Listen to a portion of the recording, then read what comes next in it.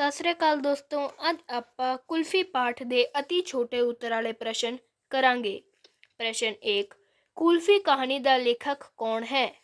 ਉੱਤਰ ਪ੍ਰਿਆ ਸੁਜਾਨ ਸਿੰਘ। ਪ੍ਰਸ਼ਨ 2, ਪ੍ਰਿਆ ਸੁਜਾਨ ਸਿੰਘ ਦੀ ਕਹਾਣੀ ਦਾ ਨਾਂ ਦੱਸੋ। ਕੁਲਫੀ। ਪ੍ਰਸ਼ਨ 3, ਕਹਾਣੀਕਾਰ, ਕਥਾਵਾਚਕ, ਕਾਕਾ, ਕੁਲਫੀ ਵਾਲਾ, ਕਹਾਣੀਕਾਰ ਦੀ ਪਤਨੀ, ਸ਼ਾਹ ਦਾ ਮੁੰਡਾ, ਸ਼ਾਹ ਦੇ ਮੁੰਡੇ ਦੀ ਮਾਂ ਕਿਸ ਕਹਾਣੀ ਦੇ ਪਾਤਰ ਹਨ? ਉੱਤਰ ਕੁਲਫੀ। ਪ੍ਰਸ਼ਨ 4, ਕੁਲਫੀ ਕਹਾਣੀ ਦਾ ਪਾਤਰ ਕਿਹੜਾ ਹੈ? ਕਹਾਣੀਕਾਰ, ਕਾਕਾ, ਕੁਲਫੀ ਵਾਲਾ, ਕਹਾਣੀਕਾਰ ਦੀ ਪਤਨੀ, ਸ਼ਾਹ ਦਾ ਮੁੰਡਾ, ਸ਼ਾਹ ਦੇ ਮੁੰਡੇ ਦੀ ਮਾਂ। ਪ੍ਰਸ਼ਨ 5, ਕੁਲਫੀ ਕਹਾਣੀ ਦੀ ਘਟਨਾ ਕਿਹੜੇ ਮਹੀਨੇ ਵਿੱਚ ਵਾਪਰਦੀ ਹੈ? ਉੱਤਰ ਜੂਨ ਵਿੱਚ। ਪ੍ਰਸ਼ਨ 6, ਹੇਠ ਲਿਖੇ ਵਾਕ ਵਿਚਲੀ ਖਾਲੀ ਥਾਂ ਵਿੱਚ ਢੁਕਵਾਂ ਸ਼ਬਦ ਭਰੋ। ਕੁਲਫੀ ਕਹਾਣੀ ਦੀਆਂ ਘਟਨਾਵਾਂ ਡੈਸ਼ ਮਹੀਨੇ ਵਿੱਚ ਵਾਪਰਦੀਆਂ ਹਨ? ਜੂਨ। ਹੇਠ ਲਿਖਿਆ ਕਥਨ ਜਾਂ ਵਾਕ ਸਹੀ ਹੈ ਜਾਂ ਗਲਤ? ਕੁਲਫੀ ਕਹਾਣੀ ਦੀਆਂ ਘਟਨਾਵਾਂ ਅਗਸਤ ਮਹੀਨੇ ਵਿੱਚ ਵਾਪਰਦੀਆਂ ਹਨ? ਗਲਤ। ਕੁਲਫੀ ਕਹਾਣੀ ਦੀਆਂ ਘਟਨਾਵਾਂ ਕਿਹੜੇ ਮਹੀਨੇ ਵਿੱਚ ਵਾਪਰਦੀਆਂ ਹਨ? ਉੱਤਰ ਜੂਨ। ਪ੍ਰਸ਼ਨ 7, ਲੇਖਕ ਦੀ ਆਰਥਿਕ ਹਾਲਤ ਕਿਹੋ ਜਿਹੀ ਸੀ? ਉੱਤਰ ਗਰੀਬੀ ਭਰੀ। ਪ੍ਰਸ਼ਨ 8, ਲੇਖਕ ਦੀ ਤਨਖਾਹ ਮਹੀਨੇ ਦੇ ਕਿੰਨੇ ਦਿਨਾਂ ਵਿੱਚ ਮੁੱਕ ਜਾਂਦੀ ਸੀ? ਉੱਤਰ ਪਹਿਲੇ 15 ਦਿਨਾਂ ਵਿੱਚ। ਪ੍ਰਸ਼ਨ 9, ਕੁਲਫੀ ਕਹਾਣੀ ਦੇ ਆਰੰਭ ਦੀ ਘਟਨਾ ਦਿਨ ਦੇ ਕਿਹੜੇ ਸਮੇਂ ਵਿੱਚ ਵਾਪਰਦੀ ਹੈ?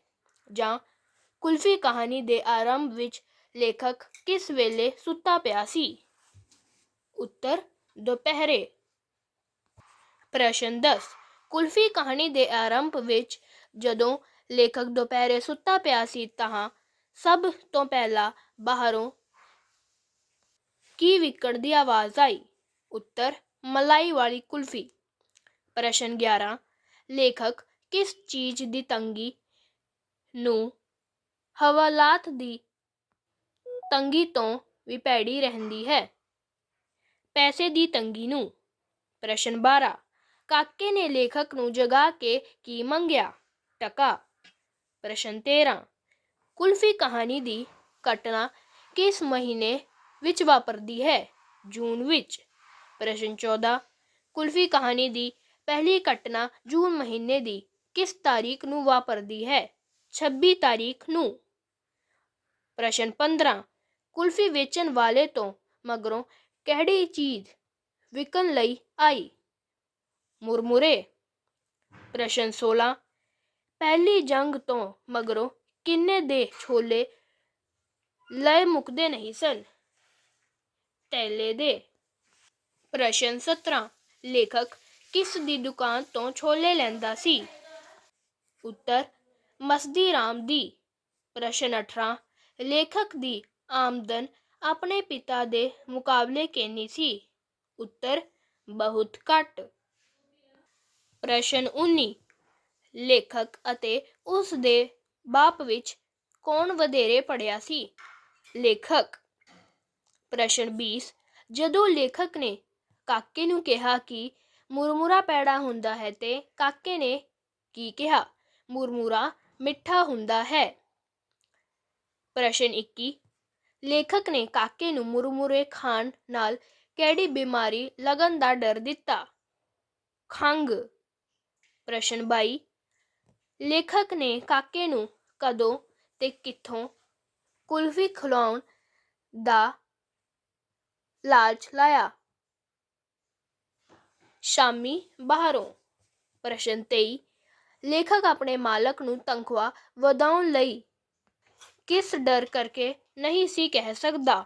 ਉੱਤਰ ਨੌਕਰੀਓਂ ਕੱਢੇ ਜਾਣ ਦੇ।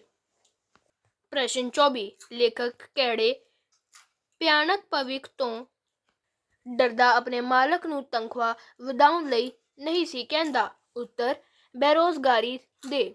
ਪ੍ਰਸ਼ਨ 25 ਜਦੋਂ ਪਹਿਲੇ ਦਿਨ ਲੇਖਕ ਸ਼ਾਮੀ ਬਾਹਰੋਂ ਘਰ ਆਇਆ ਸੀ ਤਾਂ ਕਾਕਾ ਸੁੱਤਾ ਸੀ ਜਾਂ ਜਾਗਦਾ? ਉੱਤਰ ਜਾਗਦਾ। ਪ੍ਰਸ਼ਨ 26 ਕਾਕਾ ਅਸਮਾਨ ਦੇ ਤਾਰਿਆਂ ਨੂੰ ਕੀ ਸਮਝਦਾ ਸੀ? ਉੱਤਰ ਰੁਪਏ। ਪ੍ਰਸ਼ਨ 27 ਲੇਖਕ ਨੇ ਆਪਣੇ ਕਿਸੇ ਸਾਥੀ ਤੋਂ ਕਿੰਨੇ ਰੁਪਏ ਲਏ? 3। ਪ੍ਰਸ਼ਨ 28 ਲੇਖਕ ਦੁਆਰਾ ਸਾਥੀ ਤੋਂ ਮੰਗ ਕੇ ਲਿਆਂਦੇ ਰੁਪਏ ਉਸ ਨੇ ਕਿਸ ਨੂੰ ਗਏ? ਉਸ ਦੀ ਪਤਨੀ ਨੂੰ। ਪ੍ਰਸ਼ਨ 29 ਲੇਖਕ ਦੁਆਰਾ ਕਿਸੇ ਸਾਥੀ ਤੋਂ ਮੰਗ ਕੇ ਲਿਆਂਦੇ 3 ਰੁਪਏ ਉਸ ਦੀ ਪਤਨੀ ਨੇ ਕਿਸ ਕੰਮ ਲਈ ਲੈ ਲਏ? ਘਰ ਦੀਆਂ ਲੋੜਾਂ ਲਈ। ਪ੍ਰਸ਼ਨ 30 ਅਗਲੇ ਦਿਨ ਸੁੱਤਾ ਪਿਆ ਕਾਕਾ ਬੜਬੜਾਉਂਦਾ ਹੋਇਆ ਕੀ ਮੰਗ ਰਿਹਾ ਸੀ? ਕੁਲਫੀ। ਪ੍ਰਸ਼ਨ 31 ਖਸਮਾਂ ਖਾਣ ਸੁੱਤਾ ਪਿਆ ਵੀ ਕੁਲਫੀਆਂ ਮੰਗਦਾ। ਇਹ ਸ਼ਬਦ ਕਿਸ ਨੇ ਕਹੇ? ਲੇਖਕ ਦੀ ਪਤਨੀ ਨੇ। ਪ੍ਰਸ਼ਨ 32 ਤੀਸਰੇ ਦਿਨ ਜਦੋਂ ਬਾਹਰ ਕੁਲਫੀ ਵਾਲੇ ਨੇ ਹੋਕਾ ਦਿੱਤਾ ਤਾਂ ਕਾਕਾ ਕਾਹਦੇ ਨਾਲ ਖੇਡ ਰਿਹਾ ਸੀ? ਰਬੜ ਦੀ ਬੱਤਖ ਨਾਲ। ਪ੍ਰਸ਼ਨ 33 ਕਾਕਾ ਕੁਲਫੀ ਖਾਣ ਲਈ ਕਿਹਨਾਂ ਦੇ ਮੁੰਡੇ ਨੂੰ ਤੁਸ ਦੇ ਕੇ ਪੈ ਗਿਆ? ਸ਼ਾਹ ਦੇ।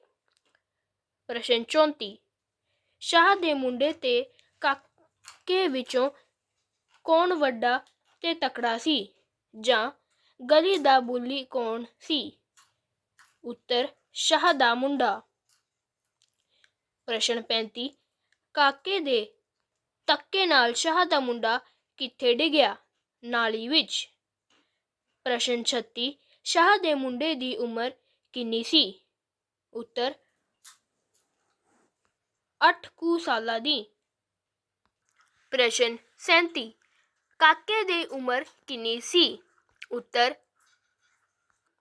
4.5 ਸਾਲ। ਪ੍ਰਸ਼ਨ 38 ਸ਼ਾਹ ਦਾ ਮੁੰਡਾ ਕਾਕੇ ਤੋਂ ਕਿੰਨਾ ਵੱਡਾ ਸੀ? ਉੱਤਰ 3 ਸਾਲ। ਪ੍ਰਸ਼ਨ 29 ਸ਼ਾਹ ਦੇ ਮੁੰਡੇ ਦੇ ਘਰ ਲੇਖਕ ਦੇ ਘਰ ਕੌਣ ਉਲਾਮਾ ਦੇਣ ਆਇਆ? ਉਸ ਦੀ ਮਾਂ। ਪ੍ਰਸ਼ਨ 40 ਉਲਾਮਾ ਸੁਣ ਕੇ ਕਾਕੇ ਨੂੰ ਮਾਰਨ ਲਈ ਚਪੇੜ ਕਿਸ ਨੇ ਚੁੱਕੀ? ਕਾਕੇ ਦੀ ਮਾਂ ਨੇ। ਪ੍ਰਸ਼ਨ 41 ਕਹਾਣੀ ਦੇ ਅੰਤ ਵਿੱਚ ਲੇਖਕ ਨੂੰ ਆਪਣੇ ਮੁਕਾਬਲੇ ਕਾਕਾ ਕਿਹੋ ਜਿਹਾ ਪ੍ਰਤੀਤ ਹੋਇਆ? ਦਲੇਰ। ਪ੍ਰਸ਼ਨ 42 ਕਹਾਣੀ ਦੇ ਅੰਤ ਵਿੱਚ ਲੇਖਕ ਨੂੰ ਕਾਕੇ ਦੇ ਮੁਕਾਬਲੇ ਆਪਣੇ ਆਪ ਕਿਹੋ ਜਿਹਾ ਪ੍ਰਤੀਤ ਹੋਇਆ? ਕਾਇਰ। ਪ੍ਰਸ਼ਨ 43 ਕੁਲਫੀ ਕਹਾਣੀ ਵਿੱਚ ਕਿਹੜਾ ਪਾਤਰ ਆਰਥਿਕ ਤੰਗੀਆਂ ਦਾ ਸ਼ਿਕਾਰ, ਬਹਾਨੇ ਬਣਾਉਣ ਵਾਲਾ, ਆਪਣੇ ਹੱਕਾਂ ਲਈ ਨਾ ਲੜ ਸਕਣ ਵਾਲਾ, ਬੇਵਸ, ਕਾਇਰ, ਅਗਲੀ ਪੀੜ੍ਹੀ ਵਿੱਚ ਕ੍ਰਾਂਤੀ ਨੂੰ ਉਸਲਵੱਟੇ ਲੈਂਦੀ ਦੇਖਣ ਵਾਲਾ ਹੈ? ਮੈਂ ਪਾਤਰ ਜਾਂ ਲੇਖਕ ਜਾਂ ਕਹਾਣੀਕਾਰ। ਪ੍ਰਸ਼ਨ 44 ਕਹਾਣੀ ਵਿੱਚ ਕਿਹੜਾ ਪਾਤਰ ਅਤ੍ਰਿਪਤ ਇੱਛਾਵਾਂ ਦਾ ਸ਼ਿਕਾਰ, ਮਾਨਸਿਕ ਤੌਰ ਤੇ ਬੇਚੈਨ, ਆਪਣੇ ਹੱਕ ਖੋਹ ਲੈਣ ਦਾ ਯਤਨ ਕਰਨ ਵਾਲਾ ਦਲੇਰ ਸੀ? ਕਾਕਾ। ਪ੍ਰਸ਼ਨ 45 ਹੇਠ ਲਿਖੇ ਕਥਨਾਂ ਵਿੱਚੋਂ ਕਿਹੜਾ ਸਹੀ ਹੈ ਤੇ ਕਿਹੜਾ ਗਲਤ? ਕਾਕਾ ਕਹਾਣੀਕਾਰ ਤੋਂ ਰੁਪਇਆ ਮੰਗ ਰਿਹਾ ਸੀ। ਗਲਤ।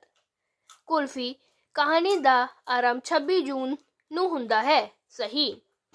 ਇਕੱਲੇ ਆਦਮੀ ਦੀ ਉੱਚੀ ਆਵਾਜ਼ ਵੀ ਸੁਣੀ ਜਾਂਦੀ ਹੈ। ਗਲਤ। ਸ਼ਾਹ ਦੇ ਮੁੰਡੇ ਨੇ ਕਾਕੇ ਤੋਂ ਕੁਲਫੀ ਖਾਣ ਦਾ ਯਤਨ ਕੀਤਾ। ਗਲਤ।